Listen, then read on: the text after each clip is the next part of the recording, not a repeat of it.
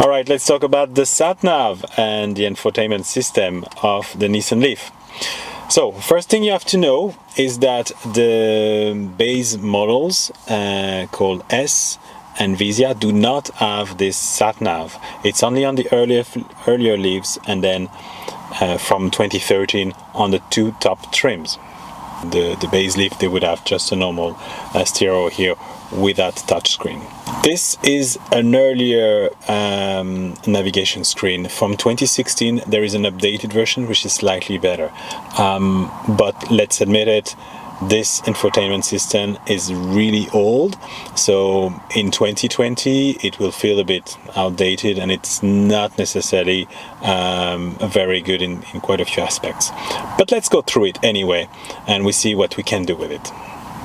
So first, talking about the traditional elements, you've got, of course, the stereo here, the FM and AM. So you've got all your channels here. So it's very easy to get there. Your CDs and your tracks there. And you've got your auxiliary. So this is you can plug a jack at the bottom of the dashboard. The volumes, you can turn the whole thing off, and then on the right hand side you've got the thing about the navigation here. That would be the map, so you'll show you where you are at the moment. You can switch here the map from night to day. It doesn't make much sense at the very moment because it's a bright daylight. Here you've got the menu. This is where we started. You have mostly navigation elements, and here you've got the status of the car. So it's kind of a pop-up that you can see. You've got your average consumption, range, instant consumption, and if you go again in here, you even have your climate control elements that show here. You can know exactly the temperature that you have. So it's quite nice to know that you can tap on this to get more information. Now you've got the track, of course, here. If you want to go manually on your FM stations or on the CD tracks. And here you've got the zero emission, so that's a special menu that the Leaf would have. Let's start back to the navigation. So here you've got your normal sat-nav function, so destination, you can enter the country, the address, and you can also, of course, choose point of interest and charging station. That's something pretty cool that you have in many different EVs. So here, for example, current location, I can select here. It will find the charge points that are near here, and here I can filter with the quick charging stations as well, and so it will show me the closest one. The 25 kilometers is the closest fast charger from this location. So this is correct. However, even though this map is updated, so the car being connected, you can update the charge points. It's not always accurate, and some chargers are missing and some others do no longer exist. So you've got to be aware of that. Do not rely completely on this information. But I can see here, knowing those charge points, that it's quite accurate. So if we go back to here, of course you've got your route. So if you have a route there, you can recalculate, edit it, etc. You've got this information button, so a few different options. Traffic information, I'm not sure this works. Yeah, it doesn't work here. So in the information menu, you've got a few different things. Some functions do not work, some do work. So you've got to see where you get. Where am I? You see where you are. Here there's no, we're in a car park, it doesn't have any specific name. Let's go back. The screen is not so responsive. GPS position, energy information. This is pretty cool, actually. I really like this screen. So here you've got 3 gauges, and so it's quite fancy. If you think about it, not many EVs have this. So you can have this screen on while you drive, and here you've got a gauge of number of kilowatts you're using. So 80 kilowatt is the maximum, because this carries 80 kilowatt of power. That's 110 horsepower. And then all the way in negative. You can have till -30. This is when you regen. So as you drive or you regen, this gauge goes up and down. Here you've got the climate control. So here you don't see much. Let's see if it kicks in. If we put the heater on. Let's see if it kicks in. So basically here you would see the heater gauge going up.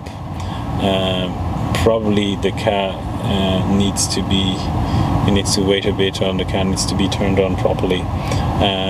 So it can go up to 6 kilowatts, and it kind of show how much electricity an EV can consume just for the heater.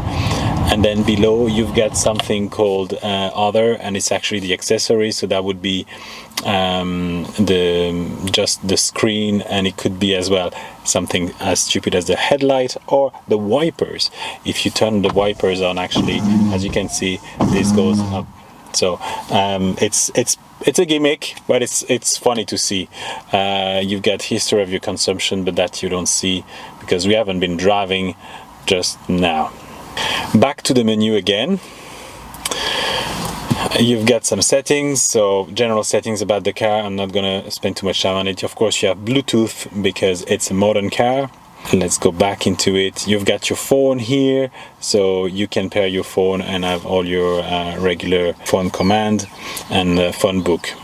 CarWings is a bit more interesting. So CarWings is the connected system that Nissan created for the Nissan Leaf. So you've got here charging availability. So that's not something that is working very well because this is not really connected. The charge points are not necessarily connected. So, but in some countries you could have the status of the charge point to see if it's actually available or not. You can update the charging stations. This actually works. So you can click here and tap here and then select if it's around current location, destination, etc. if you have entered the destination, and you can actually update the charging station if some new have come up in the meantime. So it actually works. We just tried it right now, and we found one that was not in the system before. So yeah, it's quite useful.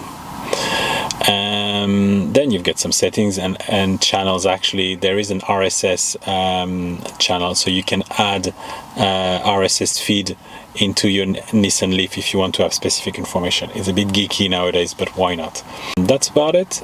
Some settings there, but nothing special in here that you would use on a daily basis.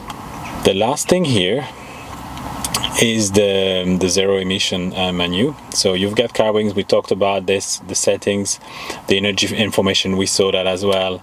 But here you can see your driving range. So here you can see how far you can go with the current state of charge. So you've got 119 kilometers range. So this is this area here, and you've got 83 kilometers. I'm not sure what 83 is. It's probably the time the low battery level will come on. And you've got all those charging points here shown. So you can zoom in. You should be able to zoom in. You can't here, but you should be able to zoom in and see your charge points there. Going back here, you can select the charging timer. So here nothing is set, but you can set, depending on the day, a start and end time for the charging. So of course this is useful if you have an off-peak tariff. You can also schedule the climate control. This is something that you might want to use in winter if you want your car to be nice and warm before going to work. And that's it pretty much on this screen. The rest we saw it before. You can update the stations here. CarWings we saw, so this is what you want to see on this screen. Alright, I hope you like this quick review of the Nissan Leaf infotainment system. Thanks a lot for watching, and we'll see you soon.